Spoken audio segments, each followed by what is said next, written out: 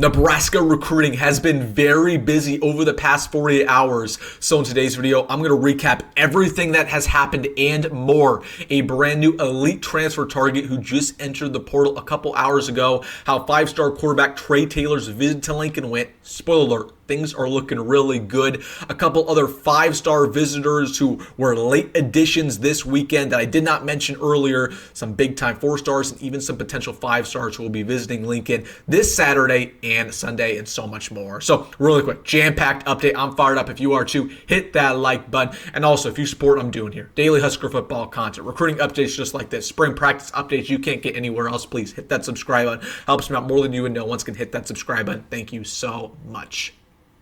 But without further ado, let's get into it, going over everything Nebraska recruiting. The Huskers have been going to work over the past couple of days, and I want to get things started putting a new name on your radar, in particular, a transfer player, the best player on Stanford's roster in 2024, just entered the portal. Nebraska is expected to be interested. This is David Bailey, coming out of Stanford once again, listed at 6'3", 240 pounds. Last year for the Cardinal, he had 7 sacks, and get this, David Bailey had 5 forced fumbles. You heard me correctly, 5 forced fumbles, 7 sacks. He has 1 year of eligibility remaining. Now, we heard earlier this week that Stanford's head coach had been fired, so that is why he's entering the portal. But just one of the best pass rushers in America, was graded out the highest out of any player on Stanford's roster, according to Pro Football Focus. Is solid in the running game, but more than anything, he's a guy who you can put it 3 technique, you can put him at jack, and he's going to get to the quarterback at a high level. So I expect Nebraska to be interested here. Again, he's only 240 pounds. I would like him to play 3 technique. And in order to be that, you probably need to go up to about 255, 260, 265. But what Nebraska desperately lacks on this defensive line is a true pass rusher. Okay, you feel good about Riley Van Poppel. You feel good about Cameron Lenhart. You feel good about Elijah Judy. You feel good about maybe a Jalen George there as well. What we desperately lack, we've lacked this for some time, is a true pass rusher who you feel confident getting to the quarterback on a big second down or a big third down. Okay, that's what would take this Nebraska D-line from good to great, from great to elite. Because we talk about Nebraska's defensive line last year, and we talk about it like it was some great unit, but even they struggled to get to the quarterback at high level. Like they were 40th in the country in sacks per game? Nothing impressive. Okay, we're about to do that. Once again, we're not going to have a great pass rush unless you get a guy like David Bailey. In my opinion, this is one of Nebraska's biggest needs in the portal, so I would expect him to be interested. Now, granted, he's going to have a lot of schools interested in him. There's going to be some big names here, but let's try to push around money, see if we can get him here. But David Bailey, guy that I would watch out for coming out of Stanford. Good pass rusher. Nebraska desperately lacks that. Again, you kind of worry about the weight. 240, but he can probably get up to 250, 255 by the fall, and he'll play that 3 technique spot, if not jack. So would watch out for David Bailey. Let's talk about Trae Taylor. Okay, this is kind of the big storyline over the past couple of days. Of course, very high 4-star. I call him a 5-star quarterback because he's going to be a 5-star quarterback. He's number 11 in the country according to Rivals. They don't give 5 stars until going into your junior year, so that's why he's not a 5-star yet, but he's going to be a 5-star. But again, he visited Nebraska yesterday, and he ended his visit today. And man, oh man, things are looking very good for the Huskers. A lot better than even I anticipated. He first off went to practice yesterday. Of course, we all saw the clips. The media was there, but Trae Taylor was really soaking it in. He loved Nebraska's practice. We hear he loved seeing Raiola. He already has a good relationship with Dylan Raiola. He said that Dylan's kind of recruited him a little bit, even though Dylan's probably not going to be here when Trae Taylor comes to Lincoln. He still really has a good relationship with Dylan. Good relationship with the coaching staff. Again, likes Matt Rhule, and he likes the ability to play right away. So that was what he did yesterday. And then today, again, once again, he kind of talked with the staff a little bit. I'm sure they were talking a little bit of NIL. They're talking about that playing time component, what he can expect if he commits here. But again, this is a name that Nebraska was probably middle of the pack a couple months ago. Right now, I think they're on the top of the list, along with probably 2 other schools. Nebraska, Michigan, Illinois, and then Notre Dame is a school that has not offered him, but that's Trae Taylor's dream school. I would watch out for Notre Dame here. But the reason why I talk about this kid, he's going to commit in early June. I think his date is June 3rd. Don't quote me on that. June 13th, something around then. Again, all the elite 2027 quarterbacks, they commit going into their junior year. They try to get this done very early. So Trae Taylor, I expect Nebraska to be very much in there along with Michigan. But again, he left Lincoln about a couple hours ago. He's going over to Texas A&M. That's his last spring visit. We'll see how that goes. I don't expect them to beat out Nebraska. And then maybe he will take another visit before his commitment date. But watch out for this name because things look very good.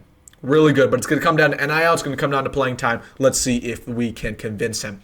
All right, I want to go over some other big-time names who I did not mention in my Wednesday video who scheduled visits to Nebraska this weekend last second.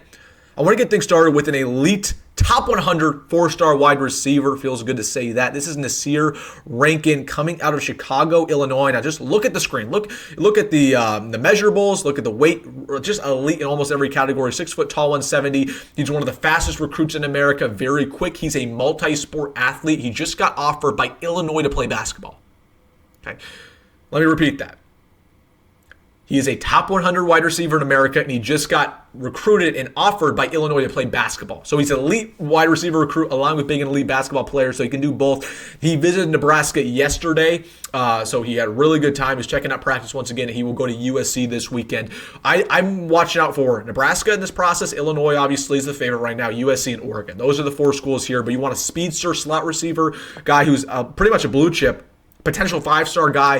This is a name that I would watch out for. Nebraska's been going to work over the past couple weeks to get him on campus. And also, I should mention this.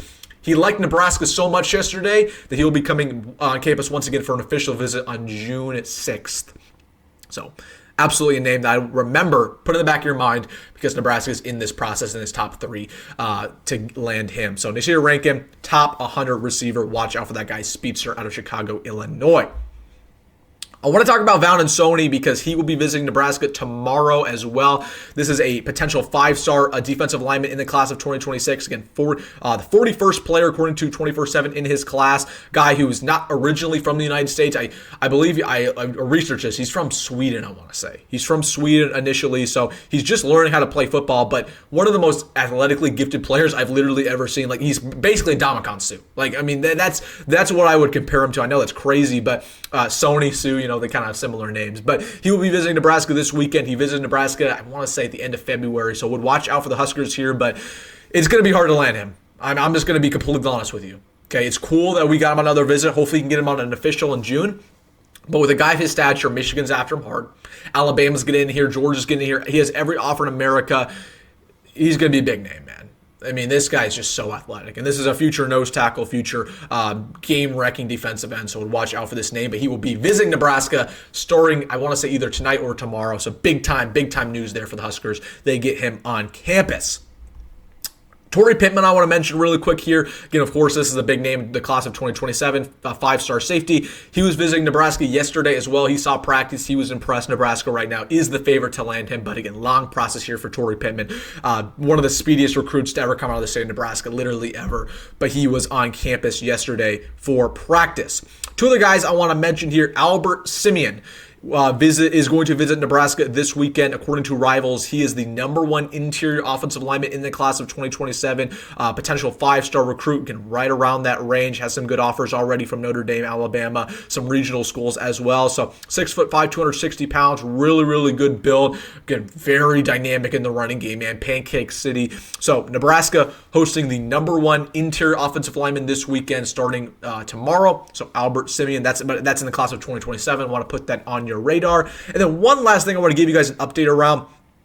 Kennedy Brown. I mentioned him in the Wednesday's video, but ever since I made that video, he got bumped up in the recruiting rankings. He was initially a top 100 4-star offensive tackle. On3 just bumped him up to the 5th best player in America. I know it says right here that he's the 21st. That's the On3 industry ranking. But according to On3, Kennedy Brown, who is visiting Nebraska this weekend, is the 5th best player in America in the #1 offensive tackle. So Nebraska this weekend is hosting the #1 offensive tackle in the 2027 class and the #1 interior offensive lineman in the 2027 class.